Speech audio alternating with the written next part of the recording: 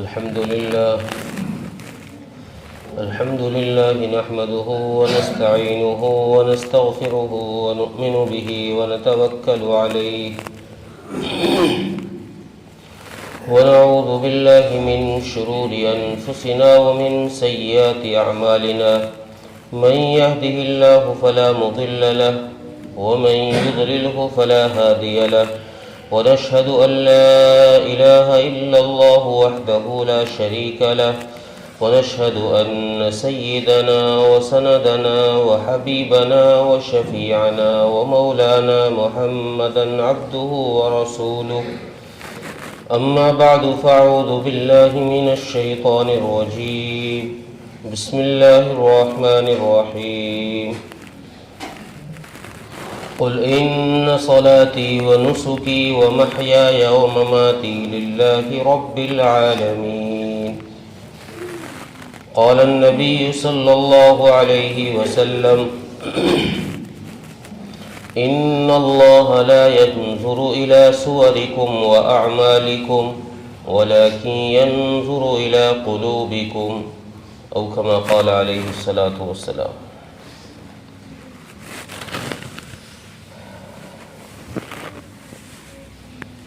عزیزو بزرگو، غیور نوجوان دوست اور بھائیو،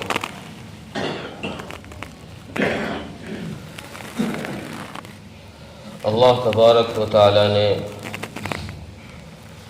ہم سب کو اپنی عبادت کے لیے پیدا کیا ہے. یہ ہر آدمی جانتا ہے، پڑھا لکھا بھی یہ بات جانتا ہے، ان پڑھ بھی یہ بات جانتا ہے، عبادت کر رہا ہے وہ بھی یہ بات جانتا ہے، جو عبادت نہیں کر رہا وہ بھی یہ بات جانتا ہے کہ ہم سب کو اللہ تبارک و تعالی نے اپنی عبادت کے لیے پیدا کیا ہے، اچھے کام کرنے کے لیے پیدا کیا ہے. اچھے کام انسان کرتا ہے، نیک کام کرتا ہے، عبادت کرتا ہے. جتنی عبادتیں انسان کرتا ہے ان عبادتوں میں نیت کا ہونا ضروری ہے. بغیر نیت کے عبادت قبول نہیں ہوگی.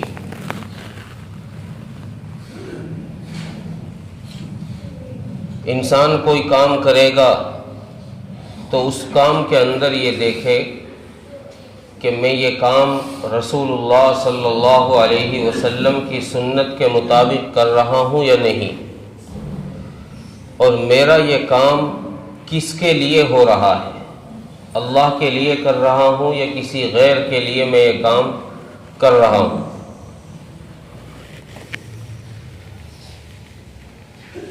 اسی کا نام اخلاص ہے.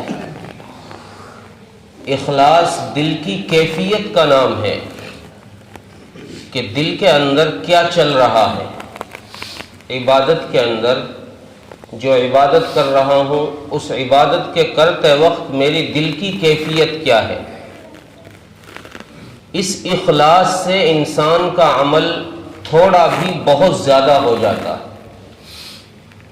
اور اس اخلاص کے نہ ہونے سے انسان کا بڑا عمل بھی تھوڑا ہو جاتا ہے. کوئی آدمی 500 روپے صدقہ کرے اس نیت سے کہ میرا اس کا ثواب میرے والدین کو چلا جائے، میرے رشتہ داروں کو چلا جائے، اور دوسرا آدمی 5 لاکھ روپے صدقہ کرے، نیت یہ ہو کہ لوگ دیکھیں، لوگوں کے سامنے میرا اعلان ہو اور لوگوں کو پتہ چلے کہ بڑا پیسے والا، بڑا سخی آدمی ہے، تو اس کے اس 5 لاکھ کا ثواب اتنا نہیں ہے جتنا اس 500 والے کا ثواب ہے. کہ آدمی عبادت کرے، اس عبادت کے اندر ریا نہ آئے، دکھلاوا نہ آئے. اگر ریا آ گیا تو انسان کا عمل بیکار ہے. اللہ تبارک و تعالیٰ کو عبادت کی ضرورت نہیں ہے، حاجت نہیں ہے، اللہ تبارک و تعالیٰ نے نماز پڑھنے کا حکم دیا، اس کا مطلب یہ نہیں ہے کہ اللہ کو ہمارے سجدوں کی ضرورت ہے، اس کی بادشاہت میں اس سے اضافہ ہوگا، اس کی کبریائی میں اس سے اضافہ ہوگا، اس کا مطلب یہ نہیں ہے۔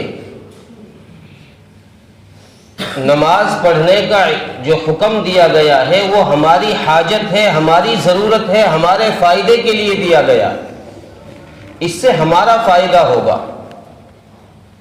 اب انسان نماز پڑھے اور نماز کے دوران اس کے دل کے اندر یہ کیفیت آ جائے، دل کے حالات ایسے بدل جائیں کہ اس نیت سے پڑھنے لگ جائے کہ لوگ کہیں گے بڑا تہجد گزار آدمی ہے، بڑا نمازی ہے، بڑا دیندار ہے، تو اس عمل سے، دل کی اس کیفیت سے انسان کی ساری زندگی کی عبادات پر پانی پھیر دیا جاتا ہے۔ چونکہ اللہ تبارک و تعالیٰ کی نظر انسان کی ایکٹیویٹی پہ نہیں جاتی، عمل پہ نہیں جاتی، کیا کر رہا ہے، عمل پہ نہیں جاتی۔ انسان کی اللہ تبارک و تعالیٰ کی نگاہ ہوتی ہے قلب پہ، دل پر نظر ہوتی ہے اللہ تبارک و تعالیٰ کی۔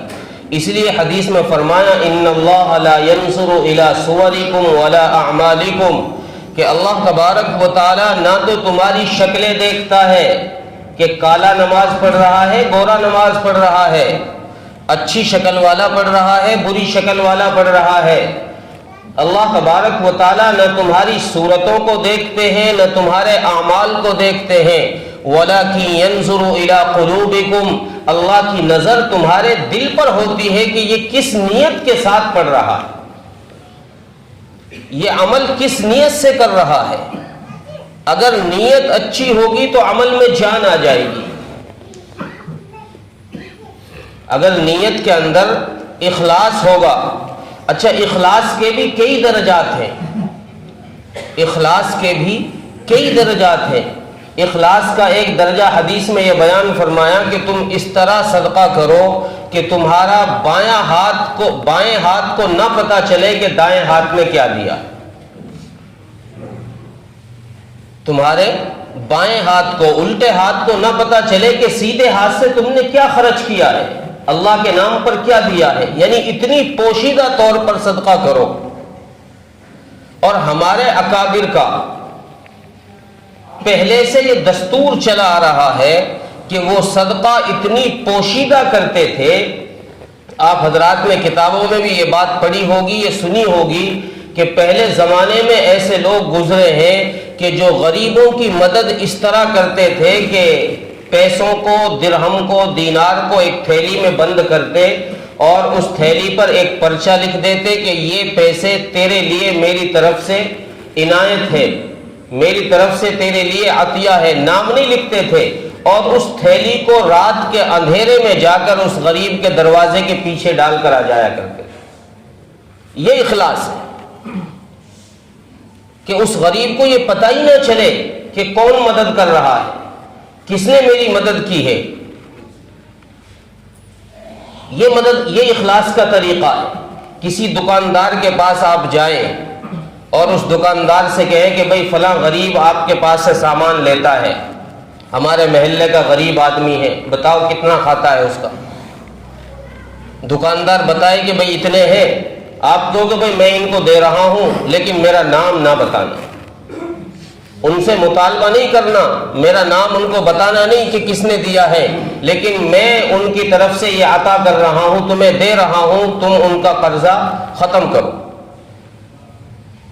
کوئی غریب آدمی ہاسپٹل میں بھرتی ہے، بیڈ پر پڑا ہوا ہے، پیسوں کی قلت ہے، آپ ڈاکٹر کے پاس جائیں کہ ڈاکٹر صاحب فلاں غریب آدمی ہے، دیکھو اس کے کتنا بل ہے، وہ میں ادا کر رہا ہوں، آپ اس کو پریشان نہ کریں، اور یہ بھی کہہ دیں کہ میرا نام بھی نہ بتانا کون تعاون کر کے گیا ہے۔ اس کا نام اخلاص ہے۔ اس چیز کو اللہ تبارک و تعالیٰ دیکھتے ہیں کہ یہ کس نیت سے پیسے خرچ کر رہا۔ ایک بزرگ فرماتے ہیں کہ ایک زمانہ تو وہ تھا کہ لوگ عمل کرتے تھے، نیک کام کرتے تھے اور اس نیک کام کو چھپاتے تھے۔ پھر ایک دور آیا کہ لوگ نیک کام کرتے ہیں لیکن اس نیک کام کو دوسروں کے سامنے اجاگر کر دیتے ہیں کہ میں نے یہ کام کیا، میں نے فلاں مسجد میں اتنا پیسہ دے دیا، میں نے فلاں مدرسے والے کو اتنا دے دیا، میں نے فلاں غریب کی اتنی مدد کر دی۔ یہ دور آیا۔ وہ بزرگ فرماتے ہیں کہ اب ایسا دور چل رہا ہے کہ لوگ اچھا کام بھی نہیں کرتے، اس کام کے کرنے سے پہلے ہی اپنی شہرت کرنا شروع کر دیتے۔ اچھا کام، نیک کام نہیں کرتے، اس کام کے کرنے سے پہلے شہرت شروع ہو جاتی ہے۔ پھر انہوں نے مثال دے کے فرمایا کہ دیکھو لوگ حج پر نہیں جا رہے ابھی، لیکن حج پہ جانے سے پہلے کہہ دیتے ہیں کہ میں اس سال حج پہ جا رہا ہوں۔ مسجد بنی نہیں ہوتی، مسجد بنوانے والے کا بورڈ پہلے آ کے دروازے پہ چسپا ہو جاتا ہے کہ فلاں صاحب مسجد بنوا رہے۔ عمل کیا نہیں ہے، شہرت پہلے ہو رہی ہے۔ اللہ تبارک و تعالیٰ کو یہ چیز پسند نہیں ہے۔ اللہ تبارک و تعالیٰ اس چیز کے محتاج نہیں ہے۔ اعمال کے اندر جیسے اخلاص ضروری ہے ویسے ہی نیت بھی ضروری ہے۔ ہمارے بہت سارے اعمال تو وہ ہیں جو ہمارے بے نیتی کی وجہ سے خراب ہو جاتے ہیں، جن پر کوئی اجر نہیں ملتا۔ ایک ہوتی ہے بے نیتی، ایک ہوتی ہے بدنیتی۔ بدنیتی وہ تو ریا میں آ جائے گی، آدمی کسی کام کو کرے بری نیت کے ساتھ کرے، اچھا کام اگرچہ کر رہا ہے لیکن نیت بری ہے تو کوئی اجر نہیں ہے اس پر۔ مثال کے طور پر کوئی آدمی یہ سوچ کر کے چوری کرے، ڈاکہ ڈالے کہ میں جو آج پیسے چوری کروں گا وہ سارے کے سارے غریبوں میں تقسیم کروں گا۔ نیت اچھی ہے، اس کی نیت اچھی ہے لیکن اس پر اس کو کوئی اجر نہیں ملے گا چونکہ یہ بری نیت کر رہا ہے۔ اس کام میں یہ نیت نہیں چلے گی۔ ایک یہ ہے کہ آدمی نیت ہی نہ کرے، اس پر بھی اللہ تبارک و تعالیٰ کی طرف سے کوئی اجر نہیں ملتا۔ ہم کھانا کھا رہے ہیں، روزانہ کھانا کھاتے ہیں، کھانا جب ہم کھاتے ہیں اگر اس میں یہ نیت کر لیں کہ بھئی میں کھانا اس لیے کھا رہا ہوں کہ میرا جسم کا مجھ پر حق ہے، مجھے بھوک لگی ہے، میں اپنے جسم کے حق ادا کرنے کے لیے کھانا کھا رہا ہوں، تو اس کی اس نیت کرنے پر کھانا کھانے میں بھی ثواب مل جائے گا۔ ساتھ میں یہ نیت بھی کر لے کہ میرے جسم میں جو توانائی آئے گی، جو طاقت آئے گی اس کھانا کھانے کے بعد میں اپنی اس طاقت کو دین پر خرچ کروں گا، عبادت میں لگاؤں گا، اللہ کے راستے میں لگاؤں گا میں اپنی اس طاقت کو۔ کہیں دعوت کھانے جا رہے ہیں، اس نیت سے دعوت کھائیں کہ میرے میزبان نے مجھے کھانا بنایا ہے، میں اگر اس کو رغبت سے کھاؤں گا میرا میزبان خوش ہو جائے گا، تو اللہ تبارک و تعالیٰ اس کھانے پر بھی اجر عطا فرما دیتے ہیں۔ اور ہماری ان چیزوں میں یہ نیت ہی نہیں ہوتی، بس جی کھانا کھا رہے ہیں، کھانا کھا رہے ہیں، بس کھا رہے ہیں۔ نیت کا عبادت کے اندر بڑا دخل ہے۔ ہم کام پر جاتے ہیں، صبح سویرے کام پر نکل جاتے ہیں، مزدوری کرتے ہیں، محنت کرتے ہیں، آفس میں بیٹھتے ہیں، کوئی بھی کام ہم کرتے ہیں، اگر ہم صبح جاتے وقت یہ نیت کر لیں کہ مجھے حلال طریقے سے آج روزی کمانی ہے، اپنے کام پر پورا وقت دینا ہے، کام میں چوری نہیں کرنی، وقت میں چوری نہیں کرنی، تو اس کا یہ پورا دن کا عمل عبادت بن جائے گا۔ اس کی یہ پورے دن کی محنت جو یہ کرے گا، چاہے آفس میں بیٹھ کے کرے چاہے مزدوری کر کے کرے، اس کا پورا دن کا عمل اس کا عبادت بن جائے گا، اس پر اس کو ثواب مل جائے گا۔ اب شام کو آدمی جب گھر آئے گا، گھر آدمی آئے تو عام طور سے جب مزدوری کر کے گھر آتا ہے تو بچوں کے لیے کچھ لے کر آتا ہے، چاہے پھل لے کر آئے، سبزی لے کر آئے، بچوں کے لیے چاکلیٹ لائے، کچھ بھی لائے، یہ لے کر آئے، اور اس لے کر آنے میں اگر یہ نیت کر لے کہ میں اپنے بچوں کے لیے یہ صدقے کی نیت سے لے رہا ہوں، چونکہ حدیث میں آتا ہے کہ سب سے بہترین صدقہ وہ ہے جو اپنی اولاد پر کیا جائے۔ سب سے بہترین صدقہ وہ ہے جو اپنے بچوں پر کیا جائے، بیوی بچوں پر کیا جائے۔ لیکن ہماری نیت کیا ہے؟ ہم یہ کہتے ہیں کوئی جی کیا کر رہے ہو یار، مجبوری ہے، کیا کرے، لے کر جانا پڑے گا، سبزی کون لا کے دے گا، مجبوری ہے، لے کر جانا پڑے گا۔ تو اس نیت کی وجہ سے ہمارا یہ ثواب ضائع ہو جاتا ہے۔ اس نیت کو صحیح کرنے کے لیے، اس نیت کو صحیح کرنے کے لیے ہمیں عبادت پر جمنا پڑے گا، چونکہ شیطان انسان کا دشمن ہے، یہ قرآن نے بتایا، جگہ جگہ بتایا، ان الشیطان للانسان عدو مبین، کہ شیطان تمہارا کھلا دشمن ہے۔ اور حدیث میں آتا ہے کہ جب انسان عبادت کرتا ہے تو شیطان دل میں آ کر اس کے وسوسے ڈالتا ہے، ریاکاری کے، دکھلاوے کے، غلط غلط قسم کے وساوس ڈالتا ہے کہ تاکہ یہ آدمی عبادت کو چھوڑ دے، یہ عبادت سے دور ہٹ جائے۔ لیکن بزرگ فرماتے ہیں، مفسرین نے فرمایا کہ انسان کا کام یہ ہے کہ وہ جو غیر اختیاری خیالات آ رہے ہیں، نماز پڑھتے ہوئے خیال آ گیا دکھلانے کا کہ یار لوگ یوں کہنے لگ جائیں مجھ سے بڑا نمازی ہے، قرآن پڑھتے ہوئے خیالات آ گئے کہ لوگ یہ کہیں کہ بڑا قرآن پڑھنے والا ہے، یہ جو غیر اختیاری خیالات ہیں، فرماتے ہیں کہ ان غیر اختیاری خیالات کی اللہ کے یہاں کوئی پکڑ نہیں ہے۔ اللہ تبارک و تعالیٰ کا حکم یہ ہے کہ تم ان پر جمے رہو۔ جو خیال غلط آ رہا ہے اس غلط خیال کو الگ ہٹا دو، وہ شیطان کی طرف سے آ رہا ہے۔ اگر تم نے عبادت چھوڑ دی اس ڈر سے کہ یار دل میں خیال آ گیا کہ دکھلاوے کا، غلط خیال آ گیا، تم عبادت چھوڑ بیٹھے، تو تم نے شیطان کو جتا دیا۔ شیطان چاہتا ہی یہ ہے کہ تم عبادت چھوڑ کے ایک طرف ہٹ جاؤ۔ اس لیے عمل کے اندر جان پیدا کرنے کے لیے اس پر جمے رہے۔ ایک بزرگ کا واقعہ ایک کتاب کے اندر لکھا ہے، فرماتے ہیں کہ ان کے بہت سارے مرید بھی تھے، بڑے اللہ والے تھے۔ وہ رات میں جب عبادت کے لیے کھڑے ہوتے تہجد میں تو ان کو یہ آواز آتی تھی کہ تمہاری کوئی نماز، کوئی عبادت قبول نہیں۔ تو ایک دن ان کے ایک شاگرد نے ان سے کہا کہ استاد جی آپ کو سنائی دیتا ہے، ہمیں بھی سنائی دیتا ہے، جب کوئی عبادت قبول نہیں ہو رہی تو آپ کیوں پریشان ہو رہے ہیں؟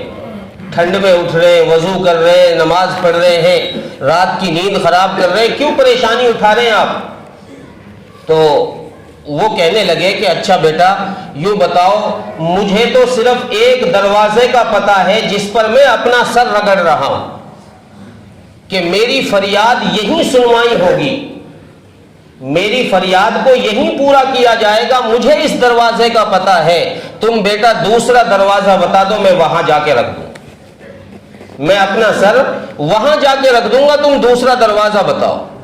لکھا ہے کہ جب اس بزرگ نے یہ کہا کہ بیٹا دوسرا دروازہ تم بتاؤ، میں وہاں جا کے سر رکھوں، مجھے تو اسی دروازے کا پتہ ہے کہ میری ضرورتیں یہیں پوری ہوں گی، میری حاجتیں یہیں پوری ہوں گی، اللہ تبارک و تعالیٰ کی طرف سے آواز آئی کہ بندے میں نے تیری ساری نمازیں اور وضو سب عبادتیں قبول فرمائی۔ تو عبادت پر جب جمے رہیں گے، عبادت پر جب جمے رہیں گے کہ میرا اللہ ہی سنے گا، میری عمل جیسا بھی ہو رہا ہے، کمی بیشی ہو رہی ہے اللہ سے معافی مانگتے چلو، کمی کوتاہی ہو رہی ہے اللہ سے معافی مانگ لو، لیکن کرنی عبادت اللہ ہی کی ہے اور اللہ ہی کے لیے کرنی ہے۔ تو جب اللہ ہی کے لیے عبادت کریں گے تو اس عبادت سے انسان کے اعمال کے اندر جان پیدا ہو جائے گی۔ اخلاص ہی کا نتیجہ ہے، نیت ہی کا نتیجہ ہے، جو حدیث میں فرمایا رسول اللہ صلی اللہ علیہ وسلم نے کہ میرے صحابی اگر ایک مد مطلب 1